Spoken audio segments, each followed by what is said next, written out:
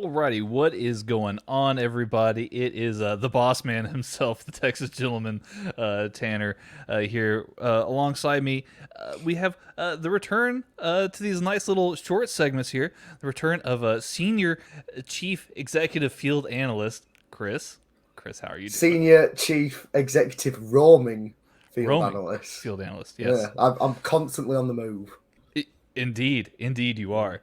As per you were on the UTT podcast the other day, which I was was, really yes. awesome. That was Mm, fun. So you're everywhere, man. You are everywhere.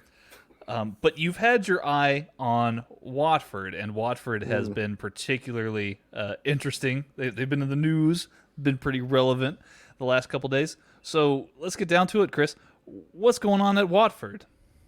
Yeah, I wanted to make this video really because obviously it's big news. Watford sacking a manager. I mean, I don't I think all of us or most of us at the very least suspected that that would happen at some stage this season. I think they've had you know what is it, like 17, 18 managers in the last 10 years, something like that. So it's a ridiculous amount of managers to go through. Um, but, as expected, Cisco Munoz didn't last the whole season, which, is a shame because, I feel like if a manager gets a team promoted, he should be allowed to sort of see his projects through. And in my opinion, I don't think that it Watford were doing that poor of a job. I mean, 7 points from the first 7 games. A point a game is basically all you need to stay up. And with Watford, they weren't playing badly at all, really. They had going forward, they've scored 9 goals from an XG of 6.2, so that shows that their forwards are being clinical. They've conceded 10 goals from XG conceded of 8.6, which isn't great. It shows that their defense, which was really key to their promotion last season, they only conceded 30 goals in 46 games. That was really key to them getting promoted.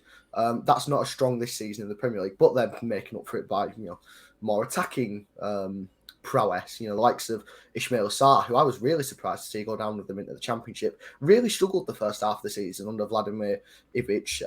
Played him on the left hand side, but it didn't really suit him. And then Cisco came and moved into the right hand side, and it was far better. Made you acclimatised a lot better, and now obviously in the Premier League he's firing. But yeah, I mean, I don't think Watford's necessarily been that bad. And, they've only lost, really, Will Hughes, who was, one of their best players last season. He was, rock solid, they did all the grafting in the midfield. And, they lost him at Crystal Palace. Got a decent fee for him. I think it was 7 million in the end. Replaced him with Moussa Sissoko, who is an interesting signing. I feel like if they'd have made him 3 years ago, it would have been brilliant.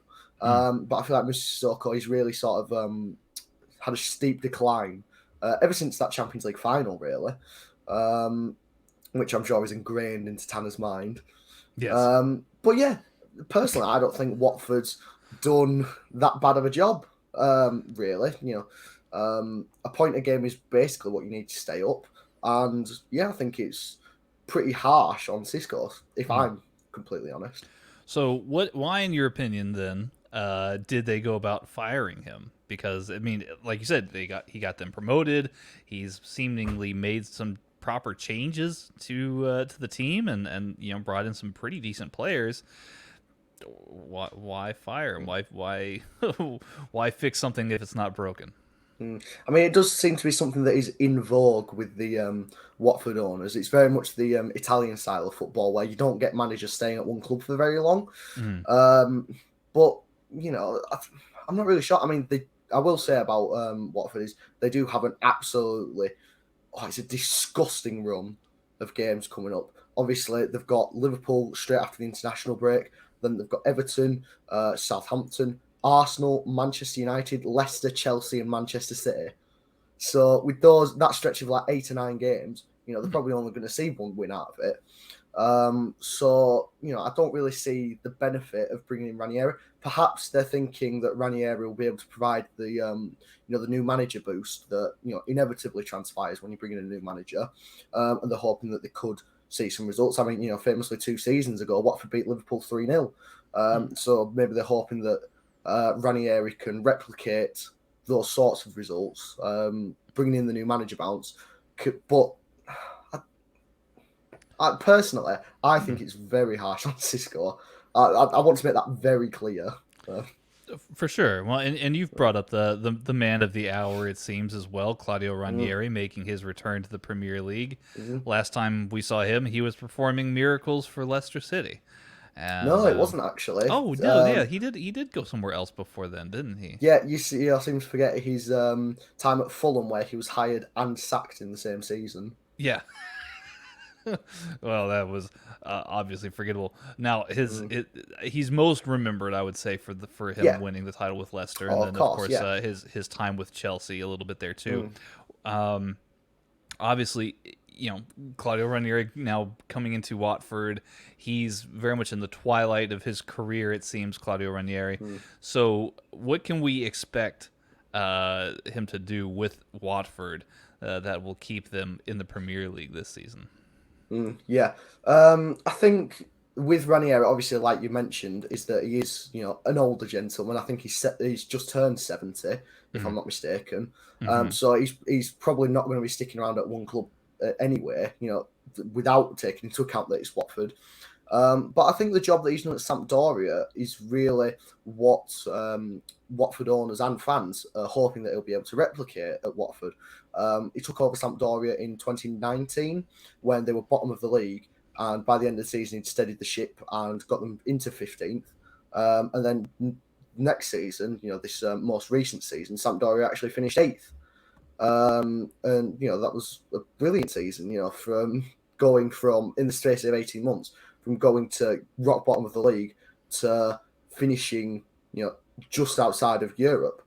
That's brilliant. And I think what we're going to see with this Ranieri side is it's going to be a lot more possession orientated. Obviously, it's sort of like the old stereotypical, not ancient whatsoever, retro Italian style of keeping the ball, killing the game, and not having bounds of pace, but just being able to keep possession. Which I'm not so sure how that'll work in this Watford side, and that don't have as much quality. They're not going to have the quality to go to Manchester City, for example, and outpossess them. And when you've got players like Sarr on the wing, you're going to want to be able to enable them the best they can. And in my opinion, that would be best suited to a more counter-attacking system. But, we'll see how it works. I mean, clearly, Ranieri has done a brilliant job at Sampdoria, obviously resigning at the end of last season. So obviously he's thought that sort of project came to the end of its cycle. But yeah, it'll be interesting to see if Watford do sort of return to a more defensively solid style that they showed last season when they only conceded 30 goals in 46 games. It will be interesting. More importantly, of course, will Watford, under Claudio Ranieri, stay up? In your opinion, will Claudio Ranieri keep Watford alive? I mean, it's too early to tell. I'm going to try not to fence it here. I mean, again, we're only 7 games in. You feel like Norwich it's going to be a real struggle for them to stay up. Obviously, 7 games. But, I feel like Norwich are probably going to be going down. And then I feel like after Norwich, there's sort of a cluster of 5 or 6 teams that, will be in and around there. And, they'll all be at similar levels. If I had to put money on it, I would probably say that Watford will go down. But at the same time, I wouldn't be surprised if Ranieri guides them to like 14th or 13th. Because they've had a really good start to the season. But this run now is going to be really tough for Watford. And it's just a case of whether they can get out of it on the other side with a respectable points tally. I think that will really be showing as to whether they'll be able to stay up or not. And it starts after the international break.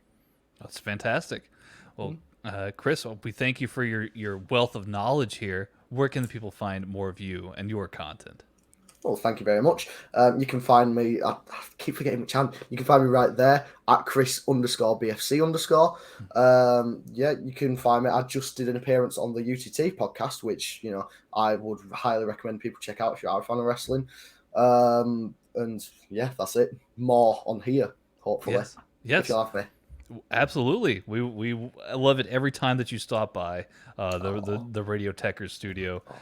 So for Chris, I'm Tanner, aka the Texas Gentleman, and yeah, if you haven't done so already, leave us a like and a subscribe, and hit the bell for notifications. That way, so you get notified every time we drop a new video. Y'all take care out there and have yourselves a great rest of the day. Bye bye.